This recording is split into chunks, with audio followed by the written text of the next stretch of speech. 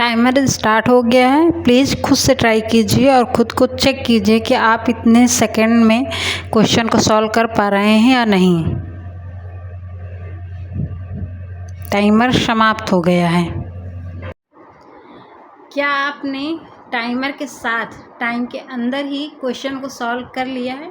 अगर नहीं कर पाए हैं तो इस वीडियो को एंड तक देखिएगा, आपको इस क्वेश्चन का जवाब मिल जाएगा। क्वेश्चन आपके सामने पहला लग गया है। एक आयत की लंबाई उसकी चौड़ाई से 50% अधिक है। यदि उसका क्षेत्रफल 216 वर्ग सेंटीमीटर है तो चौड़ाई कितनी होगी? तो इसको हम रेशियो मेथड से भी कर सकते हैं। जैसे कह रहा है चौड़ाई से 50% अधिक है, मान लिया हमने चौड़ाई क्या परसेंट में दिया तो हम परसेंट ही मान लेते हैं। तो चौड़ाई क्या है हमारी 100% है, ठीक है। अगर लंबाई कह रहा 50% अधिक है तो लंबाई क्या हो जाएगा, 100 में 50 जोड़ेंगे तो 150% हो जाएगा, यही हमने माना। अगर हम इन दोनों का रेशियो निकालेंगे तो क्या आएगा, देखिए परसेंट से परसेंट कैंसिल हो जाएगा। अगर हम 0 से 0 कैंसिल कर दिए, 5 दूनी 10 और 5 नहीं 15, मतलब यहाँ से चौड़ाई और लंबाई का रेशियो कितना आ जाएगा हमारा 2/3। तो हम क्या मान सकते हैं कि b = 2x हो गया और L = कितना हो गया 3x हो गया, मतलब लंबाई 3x हो गई और चौड़ाई 2x हो गई। अब अगर हमें आयत का फॉर्मूला पता है एरिया का, तो क्या होता है लंबाई गुणे चौड़ाई, और आयत का हमारे पास पहले से ही दिया गया कि आयत का क्षेत्रफल क्या है 216 वर्ग सेंटीमीटर, तो हमने ये रख दिया। अब L की जगह में 3x रखेंगे, B की जगह में 2x रखेंगे, तो 3x × 2x = 216। यहाँ पे देखिए यहाँ पे हो जाएगा 6x²। जब हम इसको 216 कर रहे हैं, ठीक है, x² का मान निकालेंगे तो क्या आएगा 216, और ये आएगा इधर 6 भाग में जाएगा तो ये कट जाएगा, 6 × 3 = 18, 6 × 6 = 36। तो यहाँ से x² = कितना है हमारा 36 आया। तो x की वैल्यू कितनी आई हमारी 6 आ गई, ठीक है। x की वैल्यू हमने क्या निकाली 6 निकाल ली। अब हमसे क्या पूछा गया, चौड़ाई पूछा, तो चौड़ाई हमने कितनी मानी थी 2x, तो 2x की वैल्यू हम क्या रखेंगे 2 के साथ रख देंगे, 2 के साथ मल्टीप्लाई कर देंगे। तो यहाँ पे क्या हो जाएगा b = 2 × x है, तो 2 × 6 हो जाएगा, 2 × 6 = 12। ऑप्शन नंबर बी क्या हो जाएगा राइट आंसर हो जाएगा, ठीक है। देखिए मुझे समझाना है, मुझे सबको लेके साथ में चलना है, तो मैं एक एक स्टेप बताती हूँ, पर अगर आप ये रेशियो मेथड सीख जाएंगे तो यकीन मानिए आप बिना पेन पेपर के भी इसको सॉल्व कर सकते हैं, ठीक है। 1 से 100 तक की सभी प्राकृतिक संख्याओं का योग कितना होगा? इसके लिए डायरेक्ट फार्मूला होता है कि n प्राकृतिक संख्याओं का, प्रथम से 1 से लेकर, ठीक है, n प्राकृतिक संख्याओं का योग का फॉर्मूला क्या होता है n × n + 1/2, यही होता है। अब n क्या है, n बराबर दिया है हमारे पास 100, तो यहाँ पे रख दीजिए इस फॉर्मूले में 100 ×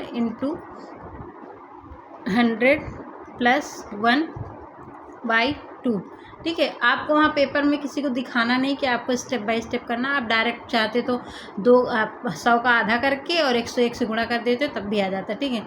अगर हम इसको यहाँ काटेंगे कितना आ जाएगा 50, तो 50 गुणे इसको जोड़ेंगे तो 101 आ जाएगा, गुणा करेंगे तो कितना आएगा 50 और फिर ये 50। तो ऑप्शन नंबर सी क्या हो जाएगा हमारा राइट आंसर हो जाएगा। अगर आप यहीं पे इसको शॉर्टकट करना चाहते हैं तो क्या करते हैं, अगर आपको ये पता है फॉर्मूला तो आपको ये सब लिखने की ज़रूरत ही नहीं। आप क्या करेंगे, डायरेक्ट जो भी जितने तक जाना है n का मान जो दिया है उसका आधा करना है और उसमें एक ऐड करके उसी से मल्टीप्लाई कर देना है, बस और कुछ भी नहीं करना, ये सब लिखने की ज़रूरत ही नहीं है, ठीक है। तो 1 से 2 सेकेंड में आपका आंसर आ जाएगा। नेक्स्ट क्वेश्चन है, यदि किसी वर्ग का विकर्ण 14√2 सेंटीमीटर है तो उसका क्षेत्रफल क्या होगा? तो अगर आपको पता है कि वर्ग के विकर्ण का फॉर्मूला क्या होता है √2 × भुजा, यही होता है फॉर्मूला। तो √2 × भुजा बराबर क्या दिया है हमारे पास 14√2 दिया है। √2 से √2 कैंसिल हो जाएगा और यहाँ से हमारी जो साइड है वो कितनी आ जाएगी, हमारी साइड हमारी आ जाएगी 14।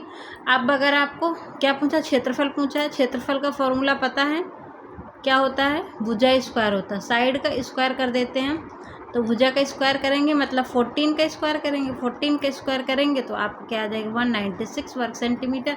ऑप्शन नंबर बी क्या हो जाएगा हमारा राइट आंसर हो जाएगा। नेक्स्ट है, एक परीक्षा में उत्तीर्ण होने के लिए 40% अंक चाहिए। एक विद्यार्थी को 220 अंक प्राप्त हुए, वह 20 अंक से उत्तीर्ण हो गया, कुल अंक कितने का था, मतलब कुल अंक मतलब पूर्णांक पूछ रहा है, ठीक है, टोटल कितने का था।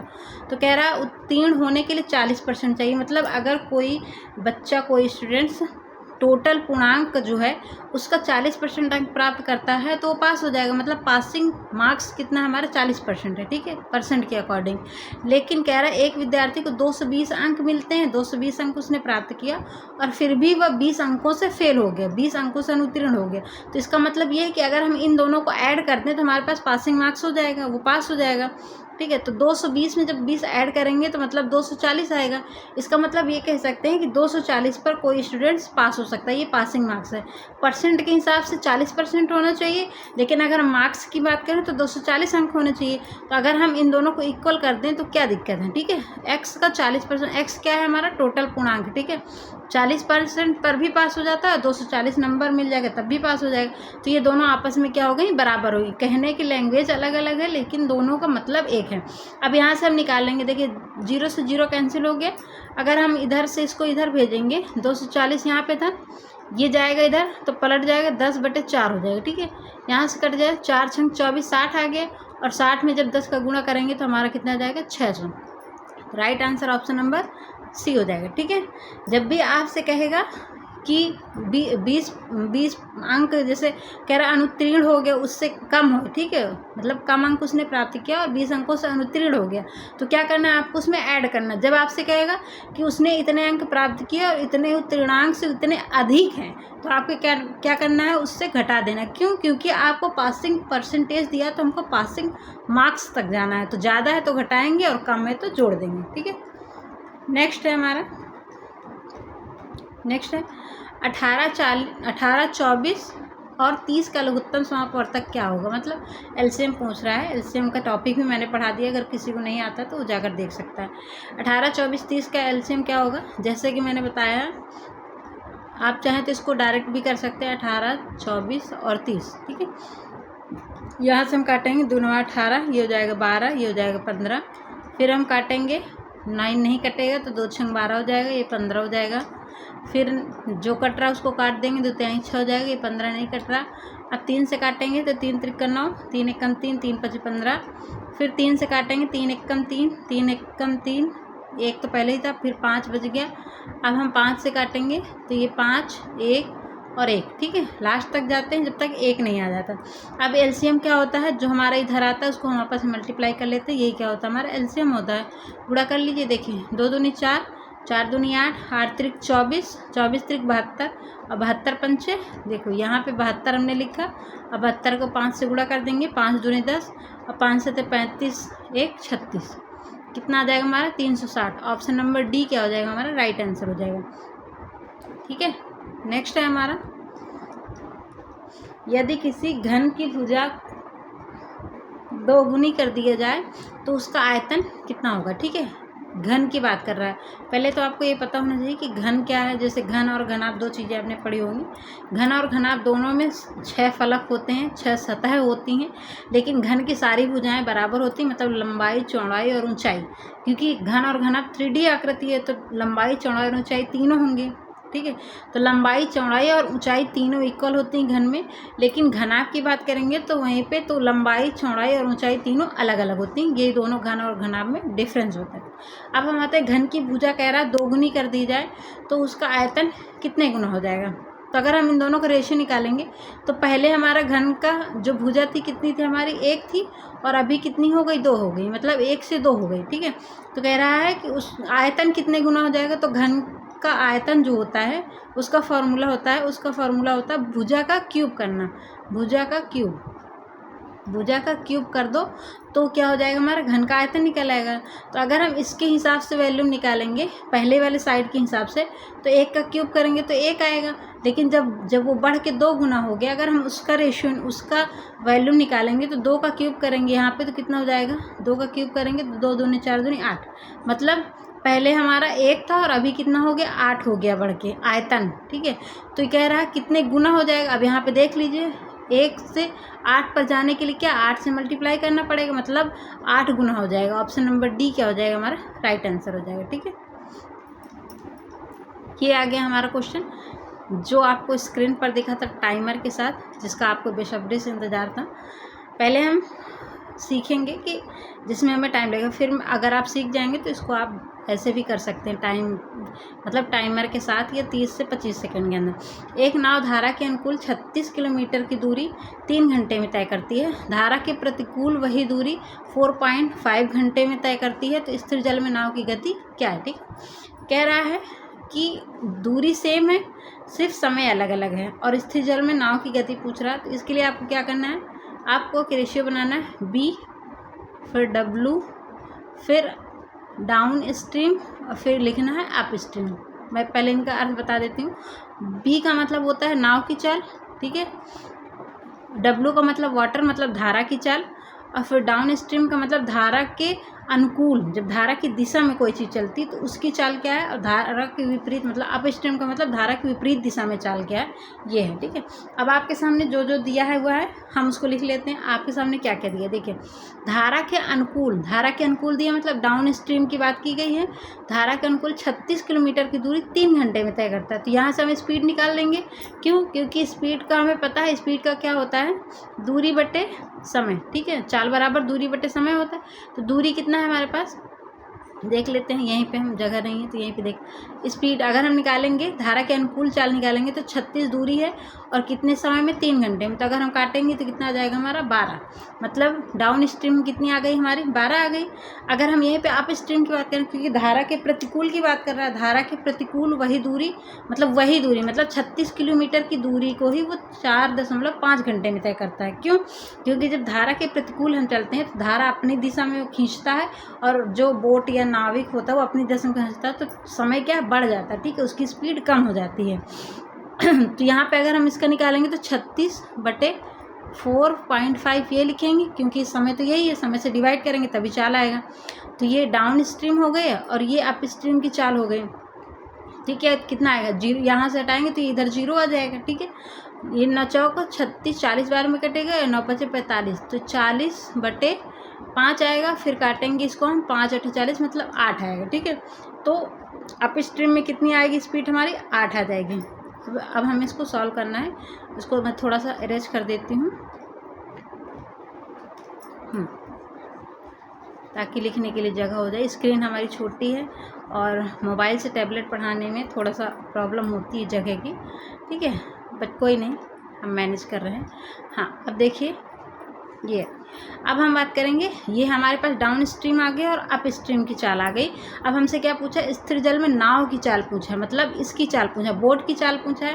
तो इसके लिए एक सीधा सा फॉर्मूला है। अगर आपके पास ये दोनों दिया गया है तो अगर इन दोनों को जोड़ के आधा कर देंगे तो बोट की चाल आ जाएगी, और अगर इन दोनों को घटा के आधा करेंगे तो वाटर की चाल आ जाएगी। ये सीधा सा फॉर्मूला है। तो अगर इन दोनों को जोड़ के आधा करेंगे तो बोट की चाल आएगी, बोट की पूछ रहा है। तो 12 8 20 हो गया, 20 में से आधा करेंगे तो कितना आ जाएगा हमारा, 10 आ जाएगा।